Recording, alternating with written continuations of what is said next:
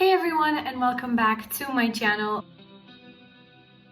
For this week's video, I am here back in my childhood bedroom at my parents' house in Portugal. I finally had the opportunity to fly back to come see them after 6 months of not seeing them because of the whole virus thing. So I'm very happy to be here. But today I wanted to talk to you guys about 10 minimalist mistakes to avoid, and in particular, minimalist mistakes for beginners. Embarking on a minimalist journey can lead to amazing results, but some people actually take it a little bit too far, especially in the beginning, and it's kind of counterproductive to do some of these things. So I just wanted to share them for you in case you are on your journey or beginning your journey, so that you make sure to avoid them. So mistake number 1 is to toss out perfectly fine items to replace them for eco-friendly ones. And as much as this is amazing, like for example, if you're planning on using bamboo toothbrushes instead of plastic toothbrushes or anything like that, it's important to remember that the main idea of minimalism is to consume just enough or exactly what you need.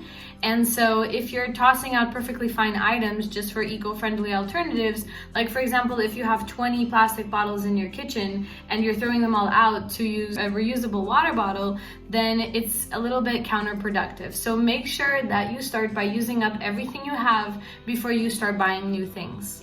Mistake number 2, and this is in the same lines, is tossing out or donating all of your clothes in order to try to minimize your wardrobe, only to have to go and buy new clothes to replace them. So the first thing I tell people, especially people that are trying to do a capsule wardrobe type of thing, is to shop your own wardrobe. Make sure to go through your clothes, get rid of any of those clothes that are just occupying the space and you're really not using, but also make sure that you pick out the pieces that are still in use and that you still pick regularly, so that you're not just throwing everything out and starting from scratch. Mistake number 3 is falling for greenwashing. In case you don't know what this is, greenwashing is when companies try to label products as eco-friendly or just greener alternatives to try to get you to buy that. And a lot of people are starting to use it as a marketing strategy because becoming eco-friendly is trendy now. So what you want to do is make sure that you don't fall for those schemes. Don't fall for products that claim to be eco-friendly without really looking into them. Just make sure that if you're buying anything new, that you're doing it because you genuinely need this product. Mistake number 4 is thinking that eco-friendly alternatives can be expensive. Because here's the thing, a lot of people, especially when it comes to clothes, will try to buy pieces that are made sustainably and that they want to last longer, but then I hear a lot of people say that these options tend to be pricier, which is true in some of the cases, but not all. Like for example, bamboo toothbrushes used to be pretty rare and now they're pretty much in every single supermarket. So just because one brand is selling it a little bit more expensive doesn't mean you can't find it for a regular priced toothbrush. So just make sure to really study the market and look for the products that you want without having to break your bank. Mistake number 5 is not being patient. Minimalism is a process. It doesn't happen overnight, especially not if you've pretty much bought everything you could buy on sale for the past 5 years. I've been doing this for like 2 years now, and once in a while, I did it just last week, I still go through my house, I still declutter, there's still things to throw away. Items tend to creep into my house and I'm not sure how, and it's usually smaller things like receipts and everything. But please be patient with yourself. Don't try to tackle your whole house in one go. Start room by room, go slowly, because if you are trying to do too much too fast, you're going to burn out, you're going to get tired of it, you're not going to get the point. So really make sure to take it as a process, enjoy the process, and you'll eventually get where you want to get.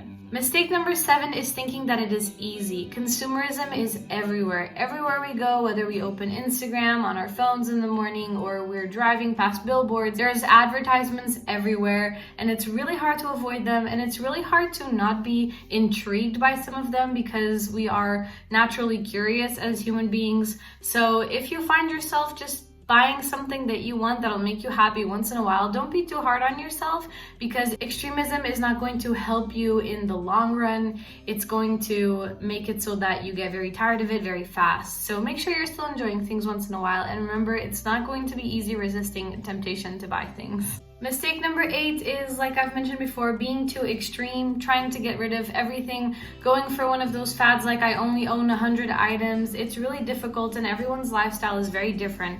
So make sure that you adapt minimalism to yourself, create a definition for yourself and stick to it. Use groups for inspiration, use other people's style of minimalism for inspiration, but make sure that you don't let it define you.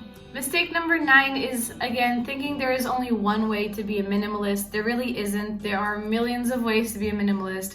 It really should be up to you. You really should define what it means to you, what you want from it, what you're trying to do with it. For me, it was to help with my anxiety. Clutter also clutters your mind, so I wanted something to help me out physically with something that was emotionally bothering me. So make sure that you find out why you want to do this and stick to it.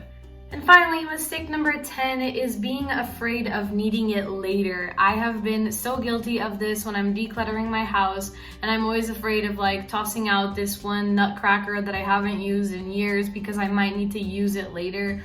I usually stick to a rule where if I can replace it for less than 20 euros and I haven't used it for like a year, then I'll get rid of it, because if I really need it, I can get it again, I can borrow it, I can do a million different things. So try to be careful with the whole I might need it later thing, because it really can be tricky. If you really need help with this, what I suggest doing is, if you encounter any objects that you might need later but you kind of want to toss, put them in a box somewhere, put a date on it, and write the date that you'd need to reopen it. So I usually choose like 6 months from that moment, and then see if in those 6 months you missed them, and then reassess in 6 months. But get it out of the way, and it already helps a lot trying to make your decision.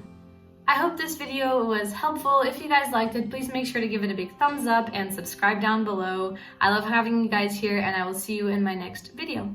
Bye!